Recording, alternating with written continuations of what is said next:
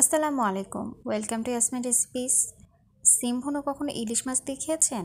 আজকে সেটাই বানাবো। তো আমি এখানে কড়াইয়ে কয়েক পিস ইলিশ মাছ, 1/3 টেবিল স্পুন হলুদ এবং স্বাদ মতো লবণ দিয়ে মাছটাকে আমি কিছুক্ষণ ভেজে নিব। আমার চ্যানেলকে সাবস্ক্রাইব করে দিবেন, আমার ফেসবুক পেজ এবং ইনস্টাগ্রাম অ্যাকাউন্ট অবশ্যই ভিজিট করবেন। তো এখানে মাছ ভাজা হয়ে গেছে, আমি মাছগুলোকে উঠিয়ে নিব। আমি ওই সেম তেলেই 1/3 কাপ পেঁয়াজ কুচি দিব, 10 থেকে 12টা কাঁচামরিচ দেব, দিয়ে কিছুক্ষণ নাড়াচাড়া করে নিব।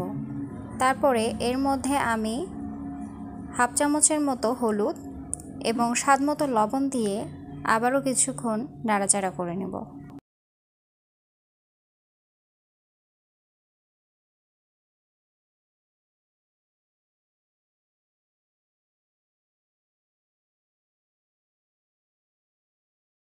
পেঁয়াজ আর মরিচ ভাজা হয়ে গেলে এর মধ্যে আমি এখন 2 চামচের মতো আদা রসুন বাটা দিয়ে আবারও মশলাগুলো কষিয়ে নেব।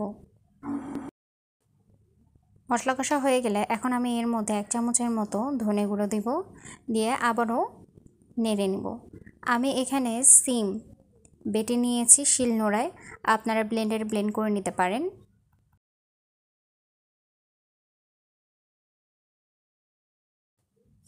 কষানো মশলার মধ্যে আমি এখন একটি গোটা টমেটো এবং সিম বাটাগুলো দিয়ে ভালোভাবে কষিয়ে নিব।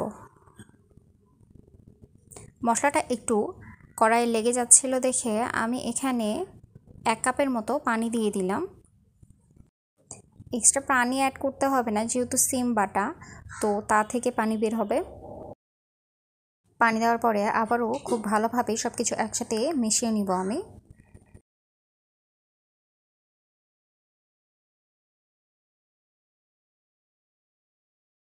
কুচি করে রাখা ধনেপাতা দিয়ে দিব এর মধ্যে এবং সাথে ভেজে রাখা মাছগুলো দিয়ে দিব, দিয়ে সব কিছু আবারও একসাথে কষিয়ে নিব।